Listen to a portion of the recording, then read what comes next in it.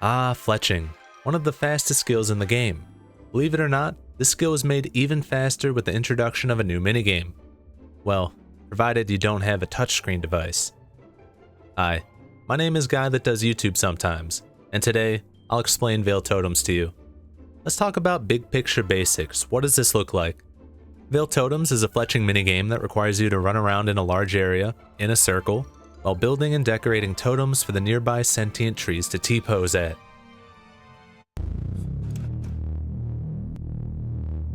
I mean, honestly, that's it. It's a pretty simple concept that even Redditors can understand. But I promise you, you want to stick around for the whole video because there are a few ways to go about achieving this goal. And it might look better for my analytics. Please.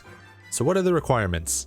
Level 20 fletching, a knife, and completing the Vale Totems mini quest. And just for a quick reference, this is all you're going to need to complete that mini quest. While those might be easy requirements, there is something a bit harder I'm going to throw your way. At least level 25 agility, but that's only if you don't have a log basket. The log basket is extremely useful, but if you don't have it, I promise you that Vale Totems is still going to be cake. Especially if you download the plugin for it. Looking at the map, everything you're going to be doing is located around Auburn-Vale. You'll be running around the town, stopping at up to 8 totems to fletch at. How many you stop at will depend on a few factors, like your fletching level or if you have a log basket, but in general, you'll want to run in this order and use the highest level logs you can. Once you play it for a while and pick up some of the rewards from the minigame, you'll be able to get the best XP rates with magic logs, but I'll explain that a little bit later. I want to point out a few things on the map. Your starting point will be at the northern bank. The southern bank is only used for those that don't have a log basket, as you're not going to be able to complete a full run with what you can fit in your inventory. For all 8 totems, you'll need 40 logs total, 8 to keep as is, and 32 to fletch into decorations. The agility shortcuts here are nice, but again, the only one you really care about is the one to get to the southern bank. Let's take a look at what this actually looks like. We're going boots on the ground.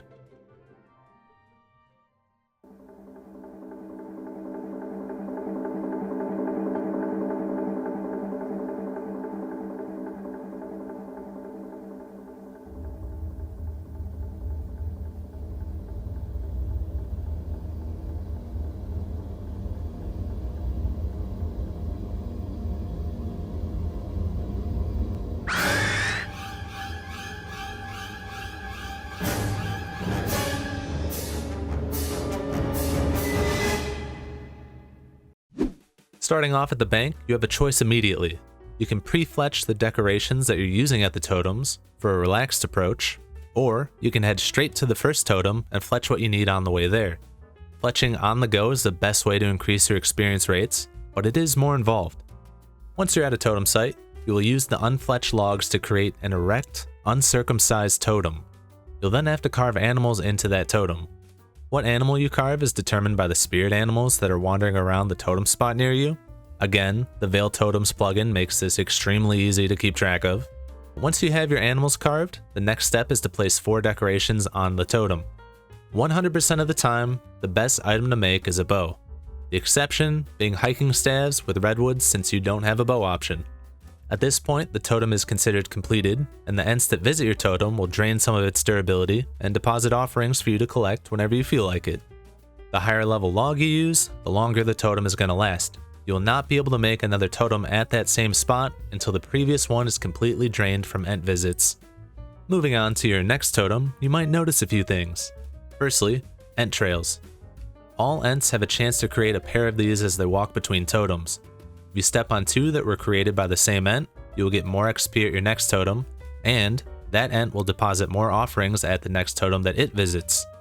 Multiple Ents can have activated trails for bonus offerings, but you're only going to receive bonus experience once per totem. You can't stack the bonus XP. The other thing you may notice on your travels are beautiful sights.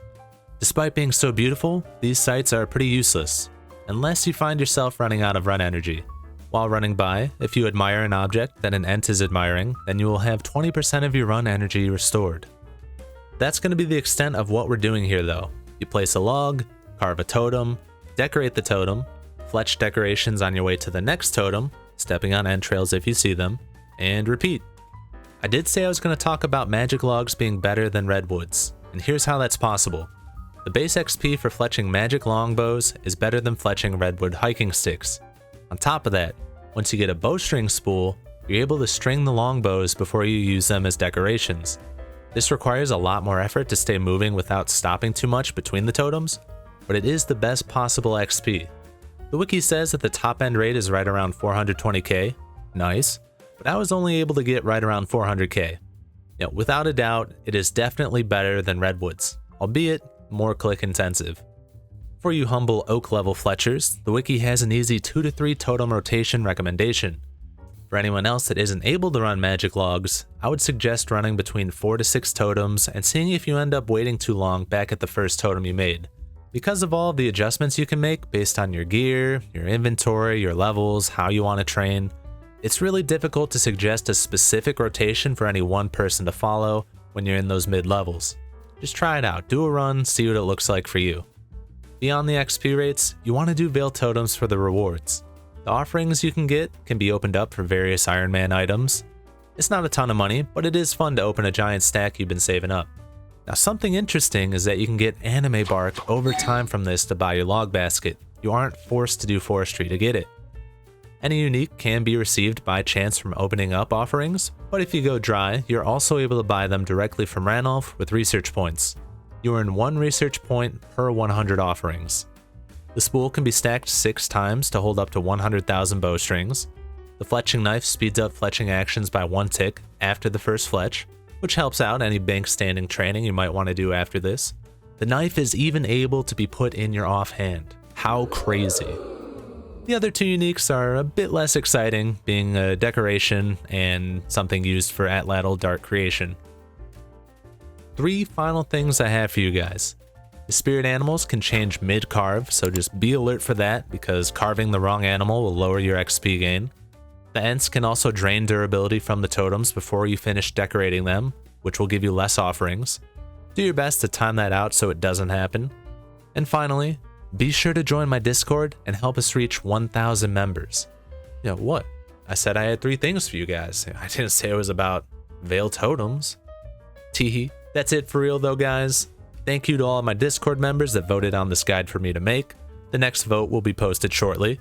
Other than that, if you guys have any questions on Vale Totems, or OSRS in general, feel free to ask me. Like this video if you enjoyed it, subscribe for more OSRS content, but most importantly, have a good ass day. I'll see you in the next one.